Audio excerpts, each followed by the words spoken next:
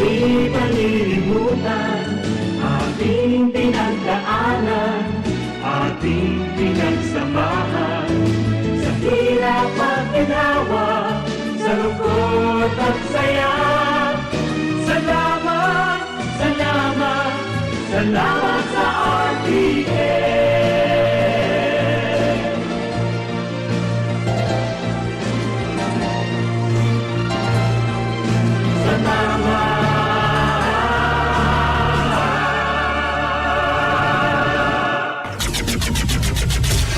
RPN Provincial Stations: DZBS Baguio, DYKB Bacolod, DXXX Zamboanga, DXKO Cagayan de Oro, DXDX General Santos, DYKC Cebu, DZKI Iriga, DXKD Dipolo, DXKS Surigao, DXKP Pagadian, DXKT Davao, at DZRL Batak. RPN Provincial Stations.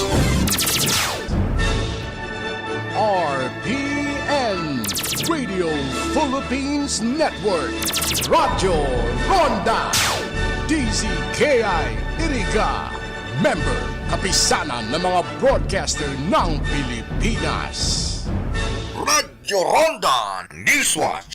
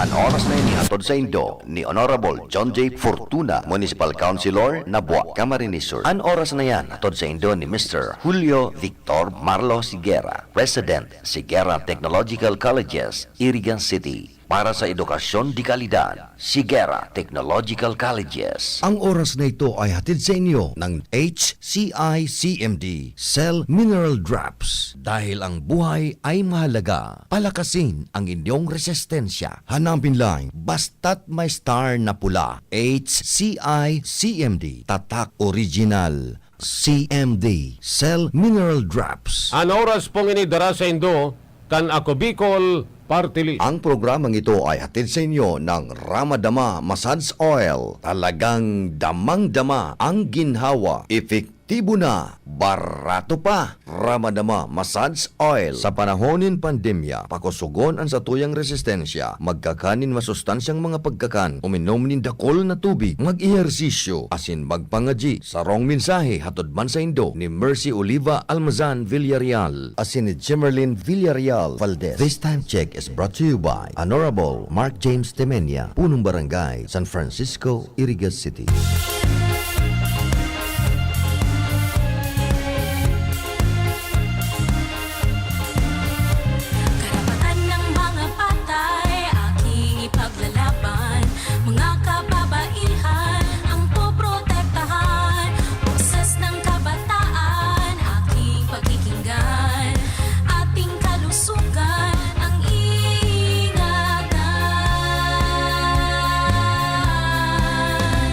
Pag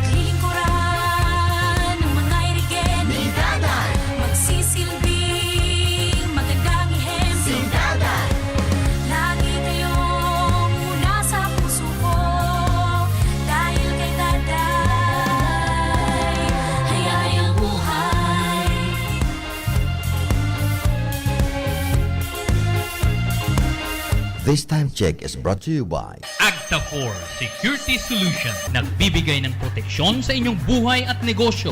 We protect with pride. Office located at number 75 Upper Crisolita Street, San Nicolas, Irigas City. Agta4 Security Solution. Ang porsyon na ito ay hatid sa inyo ni Honorable Jeff Besenio, Municipal Mayor, Baaw, Camarines Sur. Malapit nyo lang marinig ang boses ni Juan. Abangan! Abangan! Ang porsyon na ito ay hatid sa inyo ni Councilor Dante Oliva, City Councilor, Irigas City, bilang isa sa mga pangunahing susi upang mapagtagumpayan ang ating laban kontra COVID-19. Ang ating programa sa pagbabakuna ay umaarangkada na sa iba't ibang bahagi ng ating bansa. Sa kasalukuyan, higit 8 milyon na ang nabakunahan sa first dose at higit 2 milyon ang nakakompleto na ng second dose. Agad na magparehistro sa inyong local government units at magpabakuna kung pagkakataon nyo na makiisa sa malawakang pagbabakuna para sa ating kaligtasan ay makamit na. Ano ba ang maaaring maramdaman matapos magpapakuna kontra COVID-19? Maaaring makaranas ng sakit sa ulo, lagnat, pagkahilo, sakit sa katawan o parte ng katawan kung saan pinakunahan. Ngunit, huwag mag-alala, pinapaalala ng Department of Health, Bicol Center for Health Development na ito ay mga karaniwang reaksyon ng bakuna sa ating katawan. Isa lamang itong indikasyon na ang bakuna ay epektibo sa pagbibigay sa atin ng proteksyon laban sa COVID-19. Kung makakaramdam ng mga ito, mainam na mag-self-monitor o pumunta sa lugar kung saan kayo binakunahan upang mabigyan ng abiso kung ano ang mga dapat gawin. Suportahan ang Bida Vaccination, maging res bakuna para protektado laban sa COVID-19. Bicolano kita, sa puso asin dugo, ipahiling ta sa gabos, sa tuyang pagkasararo. Ano man ang umagi, pirmi kitang nakatindog, ipahiling ta sa iba, marhay na lideratong makusog. Otonomiya na sa tong minamaot, kauswagan sa tuyang maaabot, pagpadangan sa banwaan, kapatawasin Diyos, Bicolanong puro nyog, rehiyong makusog. Nagabonyog ang gabos, para sa igagarahay. Kusog Bicolandia. Gabos na sektor, kan sa tong ronay. Kusog Bicolandia. Progreso at pag-asenso, sa tong makukua, tindog Bicolano. Kusog Bicolandia. Kusog Bicolandia. Bicolanong Burunyog, rehiyong makusog, kusog Bicolandia. Isa po sa mga natulungan ng Kidney Care. Ma'am, pangalan po natin at taga saan po tayo? Ako si Winnie Di Mayuga. Ako ay 58 years old. Ako talaga ay napakahilig sa maalat. Lahat ng kinakain ko, gusto ko talaga maalat. Ako'y nakaramdam ng kakaibang pakiramdam, kaya ako nagpa-check up sa doktor. Ay nagpa-request sa laboratory ng creatinine ko, pa-check upan ko daw. Ay naku po, pagkataas, above normal Ngayon, ako muna yung nag-pray kay Lord. Ay itong si Lord, napakabuti. Nagpadala siya ng tao sa akin na nag-aalok nitong Kidney Care. Ay agad-agad ay aking sinubukan ito. Ngayon, nung maka isang buwan, ay napakagaling ng Kidney Care na ay normal na ang aking creatinine Salamat din sa Kidney Care. Ang Kidney Care ay mabibili sa Mercury Drugstore at mga suking butika. Kung ang hanap nito, garantisadong trabaho para sa inyong mga heavy equipments. Apudan sana si Nick Clavillas sa CP number 0918-375293. Ang Marhaba Heavy Equipments and Auto Machine Shop. Nag-aayos kan gabos na klase nin hydraulic pumps, control valves, hydraulic cylinder torch, converters, D-lights, heavy outboard spare parts. Iyan gabos, genuine replacement. Kaya kung ang problema nindo sa mga bulldozers, backhoe, graders, payloaders, ison o basta heavy equipments, saro lang ang pinagkakatiwalaan. Marhaba Heavy Equipments and Auto Machine Shop. Yaon sana sa boundary kan San Nicolas, Irigas City. Owned and managed by Nick Clavillas. Para sa detalyes, kontakon ang CP number 0918-317-5293. Marhaba Heavy Equipments and Auto Machine Shop. Nanlalabo na ba ang inyong mga paningin? O kailangan mo ng proteksyon laban sa radiation? Ano pa ang hinihintay nyo? Pumunta na sa The Vintage Optical. Ang optical para sa lahat. Visit us at the ground floor, Gaisano Capital, Barangay San Roque, Iriga City. We offer free computerized eye examination. Free frame. Lente lang ang babayaran. Starts at 999 complete eyeglasses with anti-radiation lens. The Vintage Optical, the widest selection of optical signature frames and sunglasses. The Vintage Optical, ang optical para sa lahat.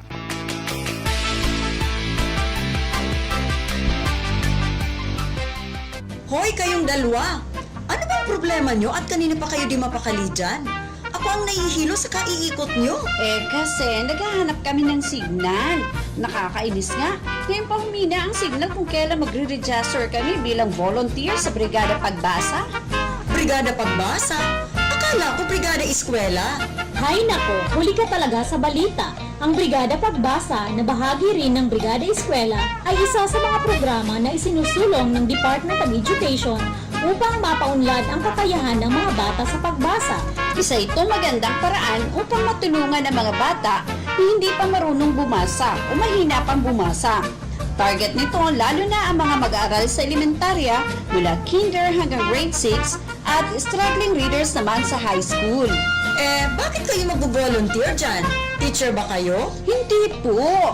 Kahit sino na may kakayahang magturo na pagbasa mula sa iba't ibang sektor ng lipunan, business sector, religious, political at professional sectors ay maaaring maging Brigada Pagbasa volunteer. Alam mo ba na si Mayor Madel Alpelor ng Iriga ay nagpatala bilang Brigada Pagbasa volunteer? Di nga. Busy kaya si Mayor? Pwedeng magturo si tutor sa oras na libre siya. Pwedeng 1 oras lang sa bawat araw at 3 duties din lang sa bawat tutor. Magbibigay ng sertipiko ang ating DepEd Regional Director Gilbert Sadsad sa mga Brigada Pagbasa volunteer. Magagamit ito lalo na ng mga teacher volunteers na nagnanais makabilang sa public schools oras na mag-apply sila. Ang ganda ng programa, di ba? Nakatulong ka na, may sertipiko ka pa. Maging bahagi ng paglinang sa kakayahan ng mga kabataan. Tara, Kabrigada Pagbasa, tungo sa magandang kinabukasan. Makipag-ugnayan sa pinakamalapit na paaralan sa inyong lugar upang kayo ay magabayan. Maaari rin kayo mag-text o tumawag sa 0939-9105-190 para sa karagdagang impormasyon.